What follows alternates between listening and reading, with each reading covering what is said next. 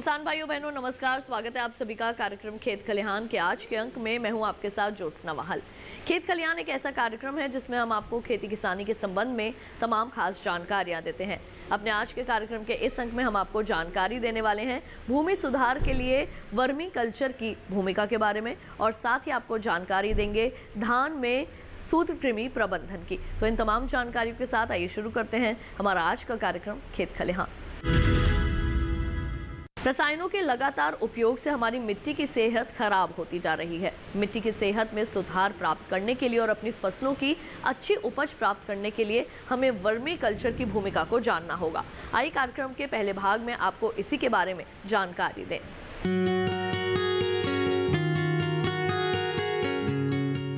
नमस्कार, आज किसान भाइयों को हम बताना चाहेंगे जो धान का और भूसा, कोई भी भूसा का कैसा कंपोस्ट बना सकते हैं।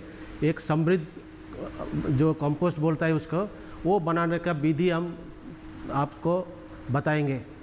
जैसा हमारा जो नॉर्थ इंडिया में जो भूसा, पर्टिकुलरली जो हमारा धान का भूसा होता है वो जला देते हैं। जलाने का कारण यही है जो उसको लेबर बहुत लगता है खेत से उसको हटाने के लिए, तो जैसे बर्निंग कर देंगे, जला देंगे, उसमें आसान से वो खेत से निकल जाता है। और अगले क्रॉप के लिए जैसा गेहूँ लगाना है, गेहूँ का और धान का जो गैप होता है वो बहुत कम हो जाता है। इसी के कारण में जो फार्मर्स, जो हमारा चाषी भाई और सारा जो भूसा है जला के ये देते हैं। जैसे हमारा देश में फर्टिलाइज़र का प्राइस हर दिन बढ़ रहा है। इसका कारण है जो फर्टिलाइज़र डीएपी बनता है, डीएपी हमारा देश में बनता नहीं है। उसके लिए जो रॉ मटेरियल ज़रूरी है वो बाहर से लेके आते हैं हम। बाहर से जो लेने के कारण में उसको कॉस्ट बढ़ जाता है। और हमारा देश में जितना भी जो सॉइल है, जो सॉइल का हमेशा है जो नाइट्रोजन का मात्रा हमेशा कम होता है, जो पोरी होता है, और फास्फोरस का मात्रा मीडियम से लो होता है, और पोटाशियम थोड़ा मीडियम से हाई होता है, लेकिन पोटाशियम बहुत यूज़ कम होता है। हमारा कृषक भाई मोस्टली वो जो यूरिया यूज़ करते हैं नाइट्रोजनस फर्टिलाइज़र के हिसाब से, बाकी जो फास्फोरस और पोटाशियम यूज़ करते नहीं। इसका कारण में जो इम्बैलेंस हमारा फर्टिलाइज़र यूज़ होता है। इम्बैलेंस फर्टिलाइज़र का मतलब है जो एक बैलेंस खाना हमने पौधा को देना चाहिए था वो नहीं देते हैं, उसको जगह हमने खाली यूरिया जो नाइट्रोजनस फर्टिलाइज़र उसी को देते हैं, फास्फोरस और पोटाशियम नहीं देते हैं। हमारा जो FYM जिसको बोलता है फार्म यार्ड मैन्योर, वो फार्म मैन्योर बनाने के लिए जो रॉ मटेरियल ज़रूरी है वो है जो गाय का जो काउ डंग बोलता है, और बाकी जो यूरिन उसको बना के फिर कंपोस्ट बनता है। कंपोस्ट बना मतलब खाद बनता है जो उसका नाम है फार्म यार्ड मैन्योर, और उसको ऐसे भी हमारा सीधा सीधा खाद बोलते हैं खाद। लेकिन ये खाद में मात्रा बहुत कम होता है। नाइट्रोजन का मात्रा 0.5% होता है, और फास्फोरस का 0.25 और पोटाशियम 0.5% हमारा उसमें मात्रा होता है। देसी खाद जिसको हमने जो कंपेयर करते हैं, जो खाद ही बोलते हैं कॉमनली, उसको खाद का मात्रा बहुत कम होता है। तो इसका कारण क्या है ना, जो 1 हेक्टर में उसको कम से कम 15 से 20 टन पर हेक्टर देना पड़ता है। लेकिन इतना अमाउंट ऑफ जो हमारा खाद इतना मात्रा में हमारा देश में अवेलेबल नहीं है। इसका ऑल्टरनेट हमने एक दूसरा जो खाद बनाने का विधि बनाया है, उसका नाम है एनरिच कंपोस्ट, और हिंदी में उसको बोलेंगे समृद्ध खाद बनाने का तरीका। वो समृद्ध खाद बनाने के लिए हम 2 चीज़ उसको ज़रूरी है। जैसा नॉर्मल खाद के लिए हमारा वो गाय का जो हमारा डांग है वो लेते हैं, लेकिन इसके लिए हमने लेते हैं कोई भी भूसा ले सकते हैं। तो उसको साथ जो देना है रॉक फॉस्फेट और माइका। रॉक फॉस्फेट जो है ये सभी जो फॉस्फेटिक फर्टिलाइज़र जो फास्फोरस के लिए होता है, DAP, SSP, ये बनाने का लिए जो रॉ मटेरियल जो मिनिमम ये चाहिए, रॉ मटेरियल चाहिए, वो है रॉक फॉस्फेट। लेकिन जो हमारा इंडियन रॉक फॉस्फेट उसका फास्फोरस कंटेंट बहुत कम है, 20% से नीचे है। इसका कारण में जो खाद बनाने का जो कंपनी है वो नॉर्मली ये वाला रॉक फॉस्फेट यूज़ नहीं करते हैं। लेकिन ये रॉक फॉस्फेट नाम एसिड सॉइल, जहाँ पर जो पीएच मात्रा बहुत कम है, उस सॉइल के लिए तो बहुत अच्छा है, जो नॉर्मली उसको सॉल्युबल हो जाता है और फिर वो जो पौधा उसको फास्फोरस ले लेता है। इस समृद्ध कंपोस्ट के लिए 1 टन 1000 केजी और 1 टन कंपोस्ट बनाने के लिए हमने ये रखा है जो उसका कम से कम बायोडिग्रेडेबल जो भी होता है, जो बायोडिग्रेडेबल मतलब है जो भी जैविक पत्ता और भूसा वो कंपोस्ट बन जाता है, उसको बोलता है जो बायोडिग्रेडेबल जो मटेरियल, वो हमने कंपोस्ट का थ्रू से डिकम्पोज करके अल्टीमेटली खाद बनाते हैं। तो इसके लिए 1 टन मटेरियल बनाने के लिए 1 टन भूसा रखेंगे, 200 केजी उसको रॉक फॉस्फेट डालेंगे, 200 केजी माइका डालेंगे और थोड़ा सा यूरिया उसको 1% के हिसाब से, जैसा 50 से 100 केजी यूरिया भी डालेंगे तो उसको नाइट्रोजन का मात्रा बढ़ जाएगा, फास्फोरस का मात्रा भी बढ़ जाएगा, पोटेशियम मात्रा की बढ़ जाएगा। इसका फ़ायदा क्या है, जो हमने अल्टीमेटली जो एक कंपोस्ट बनाया है वो कंपोस्ट में नाइट्रोजन का मात्रा 1 से 2% बढ़ जाता है और जो एफओआईएम जो देसी खाद है उसमें मात्रा है 0.5% और 0.5% नाइट्रोजन मात्रा है और 0.25% फास्फोरस का मात्रा है और पोटेशियम 0.5%, जो कि इस पद्धति जो अगर करेंगे, समृद्ध पद्धति से करेंगे तो उसको मात्रा बढ़ जाएगा 1 से 2% नाइट्रोजन और 5 से 7% फास्फोरस जो P2O5 के हिसाब से माना जाता है और 2 से 3% पोटेशियम बढ़ जाता है।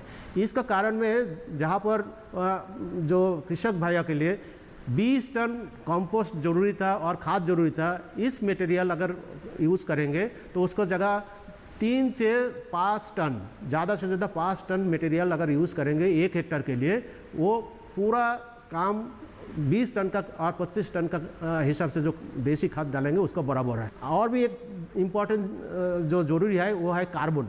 जो कार्बन है ऐसा है जो ऑर्गेनिक कार्बन बोलते हैं, ये ऑर्गेनिक कार्बन ज़मीन का जान है। अगर इसको मात्रा बढ़ जाता है तो फिर सभी जो सॉइल हेल्थ, पूरा सॉइल हेल्थ भी इम्प्रूव हो जाता है। इसी कारण में सॉइल का जो ऑर्गेनिक कार्बन बढ़ना जरूरी है और ये जो उत्कृष्ट खाद है इससे जो कार्बन का मात्रा बढ़ जाएगा और मात्रा अगर ऑर्गेनिक मैटर वो बढ़ गया तो उसमें क्या होता है ना, जो पानी उसका अंदर ज़्यादा टाइम अंदर रहेगा। मिट्टी में अगर पानी ज़्यादा टाइम रहेगा तो वो नमी रहेगा और उसका कारण में जो प्लांट जो पौधा उसको बहुत लंबा समय तक जो न्यूट्रिएंट उसका ज़रूरी है वो सप्लाई देगा। तो इसका फ़ायदा है जो ऑर्गेनिक कार्बन बढ़ने के साथ साथ पूरा सॉइल हेल्थ, उसका जो पीएच का जो कंडीशन है, पीएच और इसी और organic matter, water holding capacity जिसको बोलता है, जो पानी का धारण करने का जो क्षमता वो भी बढ़ जाता है। तो इसका कारण में ओवरऑल सॉइल हेल्थ इम्प्रूवमेंट हो जाता है। साथ के साथ हमने जो केमिकल फर्टिलाइज़र जिसको बहुत कॉस्टली है, आजकल हर दिन इसको प्राइस बढ़ रहा है, तो उसको भी हमने मात्रा कम करके एक ऑर्गेनिक और जैविक खाद यूज़ करके जैविक खेती कर सकते हैं। ये जो पद्धति हमने अभी बताया, अगर किसी को जानकारी चाहिए तो ये IRI जो मृदा विज्ञान शाखा है, जो soil science and agriculture chemistry का नाम पर जानते हैं, और मृदा विज्ञान संस्था, इस डिवीज़न में आप संपर्क कर सकते। और यहाँ पर जो हमने पूरा विधि जो चाची भाई को बताएंगे, इसके लिए हमारा साथ संपर्क कीजिए और आगे कैसा कैसा बनाना है इसको ये आपको जानकारी देंगे। इसके साथ एक हमारा और इम्पोर्टेंट जो खाद है उसको बोलता है वर्मी कंपोस्टिंग, जो केचुआ का खाद बोलता है। वो उसका तरीका ये है, जो वर्मी कंपोस्टिंग का जो कंपोस्टिंग है ये भी एक टेक्नोलॉजी है कंपोस्टिंग। इसको वर्मी कंपोस्टिंग मतलब है इसको केचुआ यूज़ करना है। जो कंपोस्ट का बनाने का टाइम है केचुआ डालते हैं। केचुआ अपना खाना के लिए वो जो ऑर्गेनिक मैटर होता है वो अपना डिकम्पोज जल्दी करता है। जल्दी करने के कारण में जो ये पद्धति है ये बहुत जल्दी बन जाता है। जो खाद बन जाता है बहुत कम टाइम में बन जाता है, 2 महीने में इसको खाद तैयार हो जाता है। इसका मात्रा में बहुत अच्छा है। इसका जो इम्प्रूव हो जाता है, जो क्वालिटी ऑफ कंपोस्ट वो भी इम्प्रूव हो जाता है। बिकॉज केचुआ का जब खाना खाते हैं ग्रैनुल निकाल के बाहर आते हैं, उसको गीजर बोलते हैं, गीजर का अंदर से निकाल के बाहर आ जाते हैं। ये बहुत म्यूसिलेजिनस होता है। जैसे हमने खाद खेत में डालेंगे उसको अवेलेबिलिटी बहुत जल्दी हो जाता है। और कोई भी जो कचरा है, जो किचन का हमारा जितना भी वेजिटेबल का, सब्जी का, उसका और धान का भूसा का कोई भी जो कचरा है उसको भी यूज़ कर सकते हैं।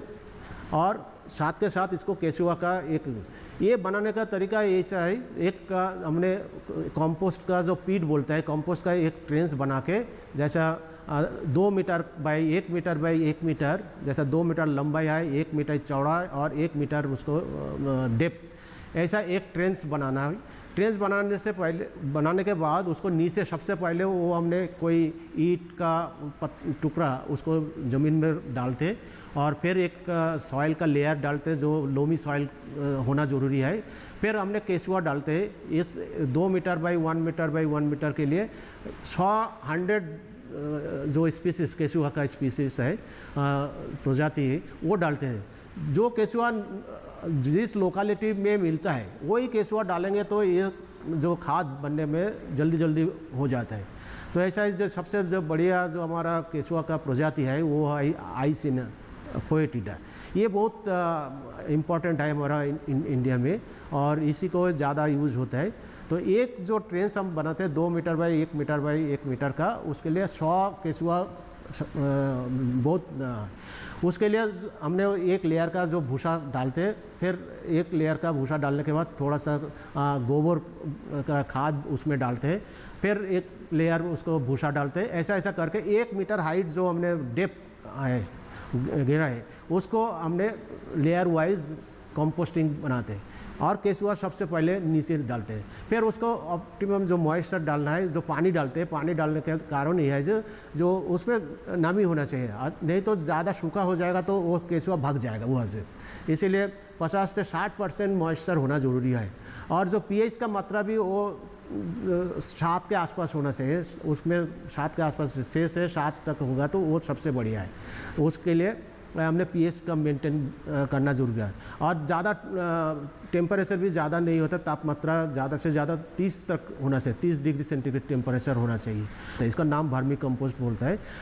और इसका फ़ायदा ये है जो सबसे कम टाइम में खाद तैयार हो जाता है और जैविक खाद के लिए बहुत ज़रूरी है। जो कम टाइम में कैसा हमने उसको खाद बनाने का तरीका कर सकते हैं। तो मेरा आवेदन है जो हमारा जो कृषक भाई को सबको ये जैविक खाद बनाने का अपना तरीका आप फॉलो कीजिए। और इसका कारण में आपको जो ज़मीन का जो मात्रा ख़राब हो गया, स्वास्थ्य खराब हो गया, उसको फिर से दोबारा लौट के आएगा और अच्छा फसल का उत्पादन देगा। तो अभी आपने जाना भूमि सुधार के लिए क्या भूमिका है वर्मी कल्चर की और आप किस तरह से इसका प्रयोग कर सकते हैं। कार्यक्रम खेत खलिहान में वक्त हुआ है एक छोटे से ब्रेक का। जल्द लौटेंगे वापस। आप देखते रहिए दूरदर्शन के साथ। ये कामयाबी है अन्नदाता की, ये कहानी है खेत और खलिहानों की। कैसे करें अपने पशुओं की देखभाल, जानिए गांव-गांव के किसानों का हाल। देखिए गांव किसान सोमवार से शुक्रवार दोपहर 12:05 पर। 50 साल से लगातार कृषि दर्शन है आपके साथ। खेती की नई तकनीकों से लेकर किसानों की हर समस्या का हल। जारी है कृषि दर्शन का ये सफर। किसान चैनल के साथ सोमवार से शुक्रवार शाम 5:30 पर। ब्रेक के बाद एक बार फिर आप सभी का स्वागत है कार्यक्रम खेत खलिहान में। किसान भाइयों बहनों, इस वक्त धान की फसल खेतों में खड़ी है और ऐसे में सूत्रकृमि आपकी फसल को नुकसान पहुंचा सकते हैं। किस तरह से आपने करना है इनका प्रबंधन, आइए जानकारी देते हैं इसके बारे में।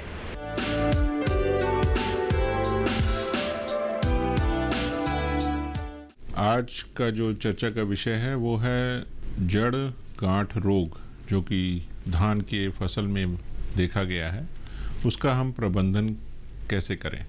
ये धान एक बहुत ही महत्वपूर्ण फसल है और ये फसल, इसमें कई सारे पीड़क होते हैं, कई सारे बीमारियां होती हैं और यहाँ तक कि इसमें जो जड़ गांठ सूत्रकृमि है, जड़ गांठ रोग पैदा करता है कि ये जो जड़ गांठ रोग है इसका प्रकोप बहुत ज़्यादा है। ये करीबन 10 से 50% की हानि पहुंचा देता है और इससे जहाँ तक आप देखेंगे कि इसका जो फैलाव है, जो इसका डिस्ट्रीब्यूशन है, वो बहुत ज़्यादा है।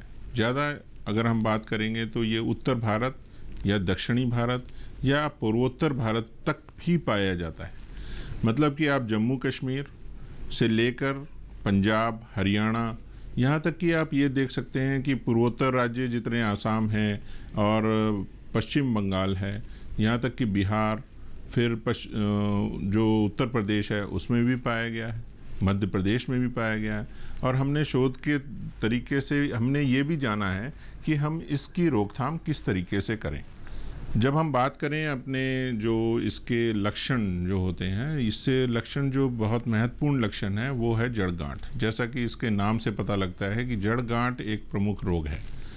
किसान भाई अगर जब भी अपने खेत में जाएंगे तो वो ज़रूर देखते हैं कि पीलापन है, पूरे खेत में एक पीलापन आया और अगर वो पीलापन अगर आ गया है तो वो ये समझते हैं कि वो नाइट्रोजन की कमी से है, मतलब नाइट्रोजन की कमी से है।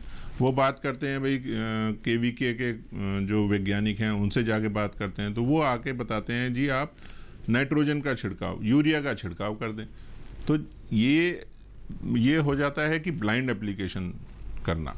लेकिन जहाँ तक आप जब बात करते हैं कि ये क्यों है, क्या कारण है, ये भी हो सकता है कि सूक्ष्म जो तत्व हैं, मतलब जो माइक्रोन्यूट्रिएंट्स हैं, उनसे भी, उनकी कमी से भी ये लक्षण नज़र आते हैं। लेकिन जब मैं आपको अगर ये चीज़ बताऊं कि आप एक पौधा, जो पीला पौधा है, उसको ज़रूर आप उखाड़ के देखें। जब आप उखाड़ के देखेंगे, अगर उसमें जड़ गांठ हैं, गांठें अगर आप देखेंगे तो आपको ये एहसास हो जाएगा कि जो हमारा सूत्रकृमि है वो इसमें ज़रूर है, बैठा है। इसका मतलब कि ये मादाएं, इसमें कई सारी मादाएं होती हैं जो अंडे पैदा करती हैं। और ये जो लक्षण है, ये लक्षण और भी अगर प्रकोप इसका ज़्यादा है तो ये लक्षण इतने गहरे हो जाते हैं कि मतलब धब्बे दिखाई देते हैं खेतों में, पीले धब्बे दिखाई दिए। आपको जो पौधे हैं वो बहुत ही छोटे हो जाते हैं, बौने हो जाते हैं, उसकी बालियाँ जो हैं कम हो जाती हैं। जब बालियाँ कम हो जाएंगी तो ऑटोमेटिकली आपका ये क्या होगा कि जो ईल्ड है, जो आपकी उत्पादन क्षमता है उस धान की, वो नहीं पूरी होगी। अगर धान की क्षमता कम हो गई, इसका मतलब आपकी ईल्ड कम आई। तो किसान भाई ये सोचते हैं कि ये नाइट्रोजन के कमी के कारण है या किसी चीज़ के कारण है, लेकिन आप ये गांठ मान लीजिए कि ये जड़ गांठ रोग जो है ये बहुत ही महत्वपूर्ण है, इसका निदान करना बहुत अति आवश्यक है। ये हो गई बात लक्षण की। जब हम बात करते हैं कि इसके जीवन चक्र, ये क्या करता है कि एक छोटे छोटे डिम्बक होते हैं, लार्वी जिनको हम लोग कहते हैं, वो J2 स्टेज होता है, जो द्वितीय स्तरीय जो होता है, वो आपके जड़ों में घुसता है, उसमें जो जड़ गांठ पैदा करता है। अगर वो जड़ गांठ पैदा करता है तो उसकी अलग अलग अवस्थाएं हैं, J2 से J3, J3 से J4, उसके बाद एडल्ट बन जाती है। ये एडल्ट मतलब वयस्क मादा जो बनती है वो घर बना लेती है उसमें और जड़ें फूल जाती हैं, इसलिए वो गांठें पैदा होती हैं। जब गांठें पैदा हो जाती हैं तो क्या करती हैं, ये खाना खाने के बाद अंडे भी देने लगते हैं। तो एक मादा से लगभग 200 से 300 अंडे पैदा होते हैं और ये अंडे जड़ों में ही रह जाते हैं। तो क्या होता है, किसान भाई उनको पता ही नहीं चलता कि ये जो जड़ें हैं क्यों मोटी हुई हैं, अगर मोटी भी हुई हैं तो इसमें क्या है। तो आज हम आपको बता देते हैं कि इसमें मादाएं होती हैं।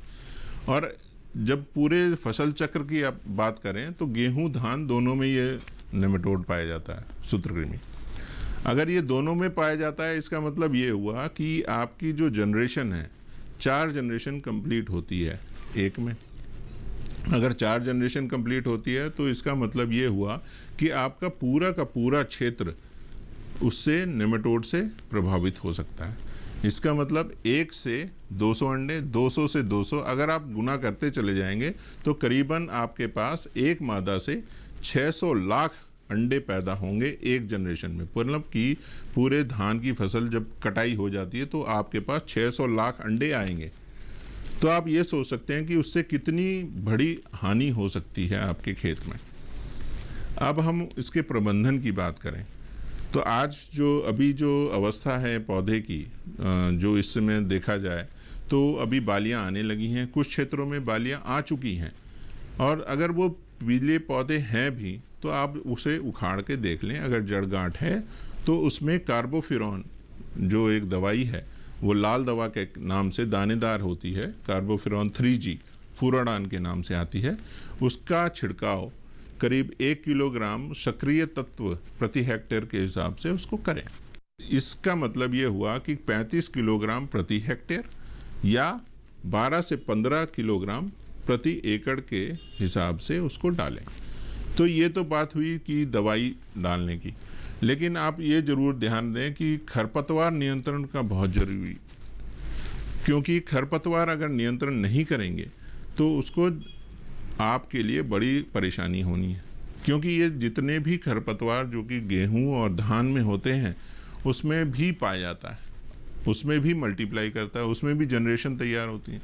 तो इसका मतलब ये हुआ खरपतवार अगर दिख रहे हैं तो उनको ज़रूर निकाल के उसको जला दें या नष्ट कर दें।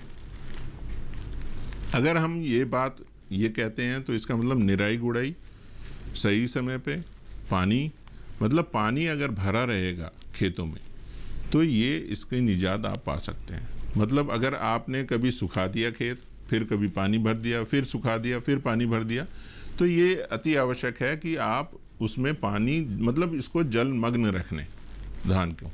जहाँ सूखा वहाँ पर ये पनपने लगता है, और जहाँ तक बलुई दोमट मिट्टी जो होती है उसमें ये ज़्यादा पनपता है। अगर क्ले सॉइल है जो कि आपकी धान की एक्चुअल जो मिट्टी होती है उसमें ये कम होता है बनिस्बत के बलुई दोमट में। अगर हम और भी बात करें तो अगर जैविक खाद अगर आपको कहीं से मिलती है, किसी भी आपके जैसे KVK के कुछ वैज्ञानिक हैं या कहीं भी कोई रिकमेंड करता है आपको, तो उसका उपयोग ज़रूर करें। ट्राइकोडर्मा विरिडी है, ट्राइकोडर्मा हर्जियानम है, सीडोमोनास है, कोई भी फॉर्मुलेशन आप उसका उसी दर से लगाएं जो आपको समझाया गया। हाँ, जब जैविक खाद की बात करते हैं तो उसमें ज़रूर ये है कि जैविक खाद जब हम डालते हैं उसको पहले खाद में मिक्स करके, गोबर की खाद में मिक्स कर लेते हैं, 15 दिन तक छोड़ देते हैं, उसके बाद उसे डाल देते हैं। ये उसी में दर, वो जो फार्मूलेशन आप लेंगे वो उसी दर से आप उसे डाल दीजिए। अब हम बात करते हैं कि ये तो अवस्था जो अभी है, लेकिन आगे चल के किसान भाई को हम जरूर बताना चाहेंगे कि इसकी रोकथाम के लिए आप एक जरूर गांठ बांध लीजिए अपने मन में कि ये जो रुपाई करते हैं, जब धान की पौध तैयार करते हैं उसी समय इस सूत्रकृमि को रोकने की चेष्टा करें। हालांकि अब ये गेहूं लगाएंगे या दूसरी फसल लगाएंगे, फिर धान की फसल लगाएंगे, तो उसमें ज़रूर ध्यान रखिए कि आप जो नर्सरी की रुपाई करने से पहले उस नर्सरी की मतलब पौध जो है वो उसमें गांठें नहीं होनी चाहिए, उसमें भी ये छिड़काव कर सकते हैं आप। ये जो कार्बोफिरॉन जो दवा बताई है उसमें आप कर सकते हैं। तो अभी आपने जाना धान में किस तरह से आप सूत्रकृमि प्रबंधन कर सकते हैं जिससे कि आपकी फसल को किसी प्रकार का कोई नुकसान ना पहुंचे। अपने आज के कार्यक्रम के इस अंक में हमने आपको भूमि सुधार के लिए वर्मी कल्चर की क्या भूमिका है इसके बारे में भी बताया। हम उम्मीद करते हैं आज के कार्यक्रम में दी गई जानकारियों से आप सभी को ज़रूर लाभ मिलेगा। किसान भाइयों बहनों, हमारे आज के कार्यक्रम खेत खलिहान के इस अंक में बस इतना ही, लेकिन अगले अंक में फिर आपसे होगी मुलाकात कुछ और खास जानकारियों के साथ। तब तक के लिए मुझे दीजिए इजाज़त। आप देखते रहिए दूरदर्शन किसान। नमस्कार।